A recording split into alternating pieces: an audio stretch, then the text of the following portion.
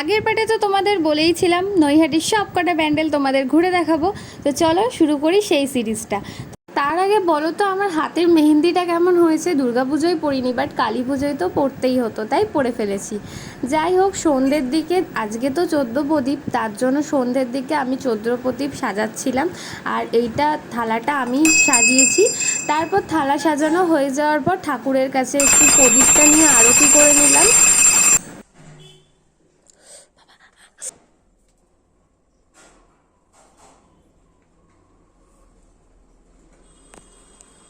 তারপর ঘরের চারিদিকে 14 প্রদীপ সাজিয়ে দিলাম। বাইরে দিয়েছিলাম, জানলার ওখানে দিয়েছিলাম, তুলসী তলায় দিয়েছিলাম। তারপরে রেডি হয়ে চলে গেছিলাম বড়মার মন্দিরের কাছে বড়মাকে পুজো দিতে। কালকে যেহেতু খুব ভিড় হবে, দ্যাটস ওয়াই আজকেই আমরা চলে গেছি। বড়মার কাছে পুজো দেওয়া কমপ্লিট হয়ে যাওয়ার পর চলে গেলাম লোহাঘাট পার্কে। এটা তোমরা আসলে নৈহাটি স্টেশন থেকে লোহাঘাট যে কাউকে জিজ্ঞেস করে আসতে পারো। এই বছর লোহাঘাট অ্যাসোসিয়েশন পার্কের থিম ছিল রাজস্থানের কালী পুজো।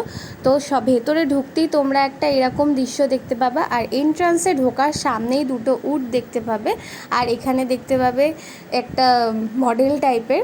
যাই হোক, তখন আমরা যখন গেছি তখন উদ্বোধন হয়নি। তারপরে আইসক্রিম খেয়ে নেক্সট চলে গেলাম আর একটা ক্লাবে ঠাকুর দেখতে, এটা হলো সবুজ সংঘ।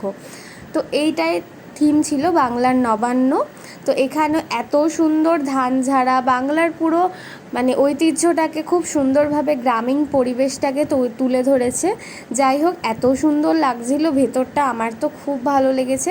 তোমরা যারা যারা আসতে চাইছো তারা নৈহাটি স্টেশনে নেমে 1 নম্বর প্ল্যাটফর্ম থেকে সোজা বর্দা ব্রিজের দিকে হাঁটলেই এই প্যান্ডেলটা পেয়ে যাবে। নেক্সট চলে এলাম গোপাল স্মৃতি সংঘ। এখানকার এই বছরের থিম ছিল চাইনা মাগো উমা হতে। তো এটাও খুব সুন্দর হয়েছিল। তোমরা ওই সবুজ সঙ্গের ঠাকুর দেখার পর নেক্সট এই প্যান্ডেলটা পাবে, তো এটা দেখতে পারো।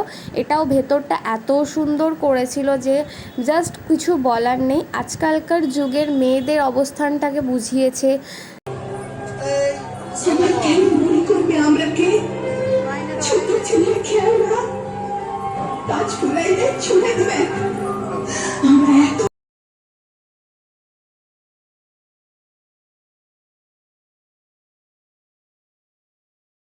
নেক্সট তোমরা বর্দা ব্রিজটা ক্রস করে 7 নম্বর বিজয়নগরের দিকে আসলেই তোমরা কাঠগোলার ঠাকুরটা দেখতে পাবে।